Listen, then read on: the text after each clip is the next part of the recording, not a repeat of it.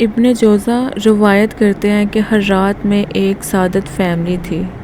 خاتون جوانی میں بیوہ ہو گئی، بچوں والی تھی، تنگ دستی آئی تو انہوں نے سمرقند کی طرف ہجرت کی۔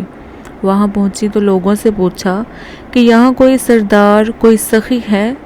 لوگوں نے بتایا کہ یہاں 2 سردار ہیں، ایک مسلمان ہے اور ایک آتش پرست۔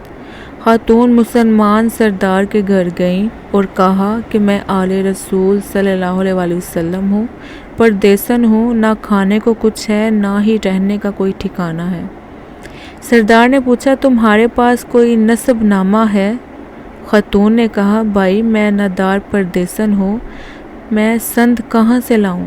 وہ کہنے لگا یہاں تو ہر دوسرا آدمی کہتا ہے کہ میں سید ہوں، آل رسول صلی اللہ علیہ وسلم ہوں۔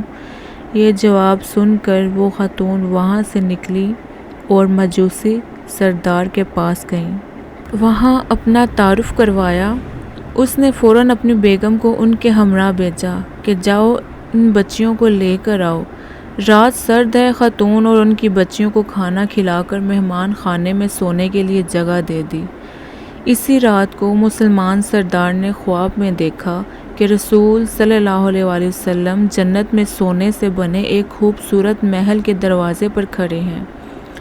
یہ عرض کرتا ہے یا رسول اللہ صلی اللہ علیہ وسلم یہ محل کس کا ہے؟ آپ صلی اللہ علیہ وسلم فرماتے ہیں ایک مسلمان کا ہے۔ یہ کہتا ہے مسلمان تو میں بھی ہوں۔ آپ صلی اللہ علیہ وسلم فرماتے ہیں اپنے اسلام کی کوئی سند پیش کرو۔ وہ شخص کانپ جاتا ہے۔ آپ صلی اللہ علیہ وسلم فرماتے ہیں میرے گھر کی بیٹی تیرے دروازے پر چل کر آئی اور تو نے اس سے سعادت مانگی، میری نظروں سے دور ہو جا۔ جب اس کی آنکھ کھلی تو وہ ننگے سر اور ننگے پاؤں باہر نکل آیا اور شور مچانا شروع کر دیا کہ وہ پردیسن خاتون کہاں گئی؟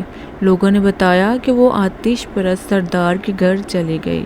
وہ اسی حالت میں بھاگا گیا اور اس سردار کے دروازے کو زور زور سے کھٹکانے لگا۔ گھر کا مالک باہر نکلا اور پوچھا کیا ہوا؟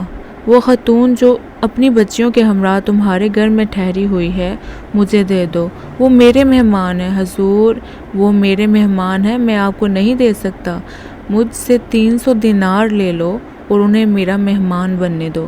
مجوسی سردار کی آنکھوں میں آنسو بھر آئے، کہنے لگا بھائی میں نے بن دیکھے کا سودا کیا تھا، اب تو دیکھ چکا ہوں، اب میں تمہیں کیسے واپس کر دوں؟ میں خواب دیکھا تھا کہ جنت کے دروازے پر اللہ کے نبی صلی اللہ علیہ وسلم کھڑے تھے، تجھے کہا جا رہا تھا کہ دور ہو جا۔ اس کے بعد رسول اللہ صلی اللہ علیہ وسلم میری طرف متوجہ ہوئے اور فرمانے لگے کہ تو نے میری بیٹی کو کھانا اور ٹھکانہ دیا، تو اور تیرا سارا خاندان بخش دیے گئے۔ سب کے لیے اللہ تعالیٰ نے جنت کا فیصلہ کر دیا ہے۔ آنکھ کھلتے ہی میں ایمان لا چکا ہوں، میرا سارا خاندان کلمہ پڑھ چکا ہے، ہم وہ دولت کبھی آپ کو واپس نہیں کریں گے۔